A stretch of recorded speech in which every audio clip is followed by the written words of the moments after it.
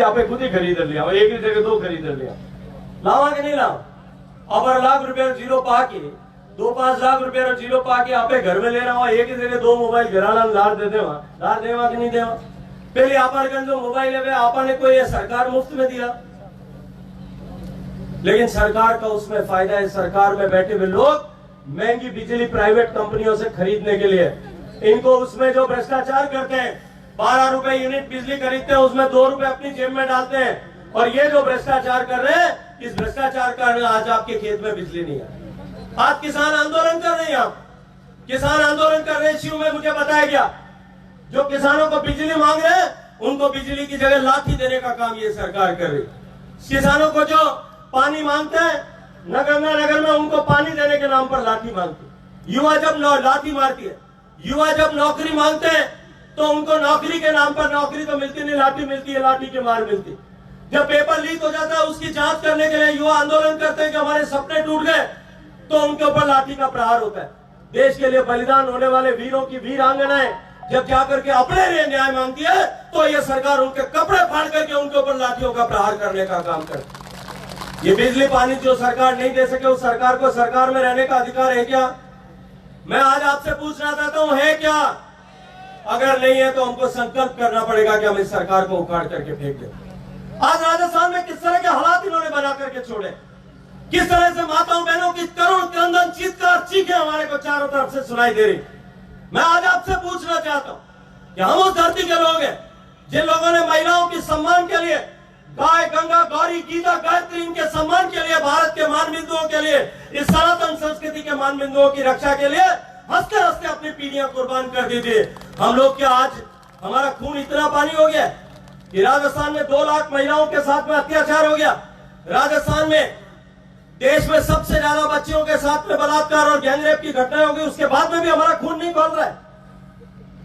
मैं पूछना चाहता हूं क्या गुनाह किया था उस बेटी ने भीलवाड़ा की, 13 साल की वो बच्ची जिसे दुनिया भी पूरी तरीके से नहीं देखी थी, दुनिया की समझ भी उसको पूरी तरह से नहीं थी, उसके साथ 3 दरिंदों ने दरिंदगी करने का पाप किया, और दरिंदगी करने के बाद में भी उसके सर पर लाठी मार तो जिंदा का जो है कोयले की भट्टी में झोंक दिया। उसके दर्द की एक एक चीत्कार, उसके दर्द के एक एक दर्द, उसके दुख का एक एक कण था, उसकी सौगंध उठा करके हमको तय करना पड़ेगा कि हम इस सरकार को जिसकी नाकामी के कारण से, जिसकी नामर्दगी के कारण से यह परिस्थिति प्रदेश में पैदा हुई है उसको हम उखाड़ करके फेंक दें। हर उस बेटी के साथ में जिसके आंख से खून बहा होगा, जिसके आंख से आंसू बहा होगा, जो जीवन भर इस बलात्कार के दंश के साथ में जीने के लिए मजबूर है, उसकी मां ने जो दुख सहा होगा, उसके परिवार वालों ने जो दुख सहा होगा, उसके एक एक आंसू की सौगंध खा करके हमको तय करना पड़ेगा कि अब हम इस सरकार को एक दिन भी बर्दाश्त नहीं करें। कौन जिम्मेदार है इस बात?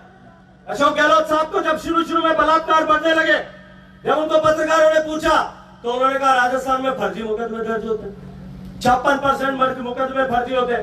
थोड़े दिन बाद में जब वापस पत्रकारों ने पूछा साहब और बढ़ गए, तो उन्होंने कहा कि राजस्थान में तो इसलिए ज्यादा बलात्कार होते हैं कि अब केस ज्यादा रजिस्टर करते हैं। हमारा तो यह है कि बलात्कार होने के बाद में 3 दिन तक केस रजिस्टर नहीं हो पाते, लोग संघर्ष करते हैं, बेचारों को बाहर दुत्कार करके माँ बाप को निकाल देते हैं, और उसके बाद में जब तीसरी बार पूछा हमारे तो कोई भाई धर्मेलो कर ले जालम सिंह जी, कोई धर्म रो डोरी बांध ले हाथ में, तो आपे मायरो बराक नहीं बनाऊंगा, बराक नहीं बनाऊंगा, और घर में बहन रो भरा बैठो बराक नहीं बना है कांजी, वही बहन है उन बतो भरा।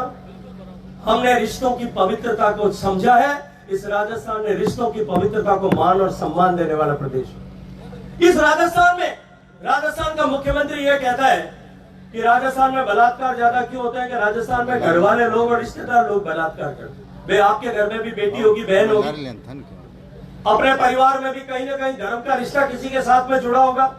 क्या हमने कभी सोचा, कल्पना भी की कि हम अपने बहन के साथ में, अपने बच्चे जो है परिवार की सदस्य के साथ में इस तरह की बात कर सकते हैं? इसने हमारे रिश्तों को कलंकित करने का पाप अशोक गहलोत ने किया।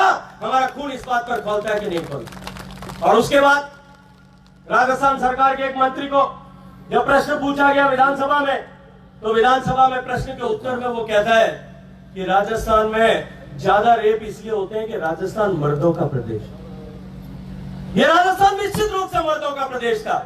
इसने दुनिया के सारे आक्रमणों को अपने छाती पर झेला है। इस पश्चिमी राजस्थान ने दुनिया के हर आने वाले आक्रांता को इस पश्चिमी राजस्थान के सपूतों ने अपने भुजाओं के दल बल पर अपने शीश का दान करके बचाने का काम किया। सब जाति समाज के लोग लड़े, तब जाकर के सनातन संस्कृति और ये हिंदुस्तान बचा है। हम मर्दों का अपमान करने के लिए वहां विधानसभा में खड़े होकर के जब वो टिप्पणी करता है और कांग्रेस पार्टी के विधायक मुस्कुराते ताली बजाते, राजस्थान की जनता को सौगंध खा करके कि इन ऐसे निरंकुश लोगों को, निर्लज्ज लोगों को हम सत्ता में नहीं आने देंगे। इस संकल्प के साथ में उठ करके खड़ा होना पड़ेगा। आज हमारे यहाँ शिव में क्या हालत, किस तरह की परिस्थिति हमारे शिव में। एक तरफ भगवान राम का मंदिर बनाने के लिए माननीय मोदी जी ने ऐतिहासिक निर्णय किया। 450 साल से पिछले हमारी पीढ़ियां संघर्ष कर रही। पहले राम को बचाने के लिए संघर्ष किया, इतने सारे आक्रमण देश पर हुए। सनातन को समाप्त करने के लिए कितने सारे आक्रमण इस देश में हुए। देश पर आक्रमण करने के लिए भारत की सभ्यता, भारत की संस्कृति, भारत की समृद्धि, भारत के वैभव से आकृष्ट होकर के राजस्थान में क्या देश में भारत पर आक्रमण करने के लिए कितने आक्रांता इतिहास में आए। 2000 साल तक इतिहास में आक्रमण हुए।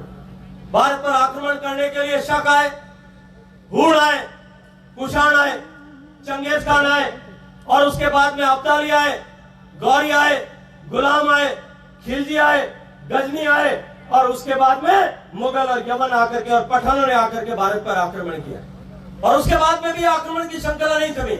उसके बाद में डच आए, फ्रांसीसी आए, पोर्टुगीज आए और पुर्तगालियों के बाद में अंग्रेजों ने आकर के भारत पर कब्जा किया। 200 साल तक हमने उनसे भी संघर्ष किया, लाखों लोगों को कुर्बान कर दिया, लेकिन इस सनातन और सनातन के मान बिंदुओं को अपमानित नहीं होने दिया।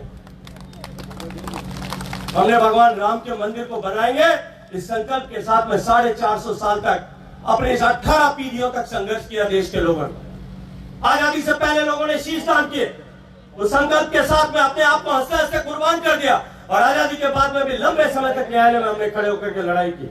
ये सरकार थी, ये कांग्रेस पार्टी थी जिसकी आज यहाँ सरकार है, इसने न्यायालय में एफिडेविट फाइल किया था कि भगवान राम का अस्तित्व नहीं। जो राम को नहीं मानते उनको राज में आने देना चाहिए क्या? देना चाहिए क्या जो राम को नहीं मानते हो?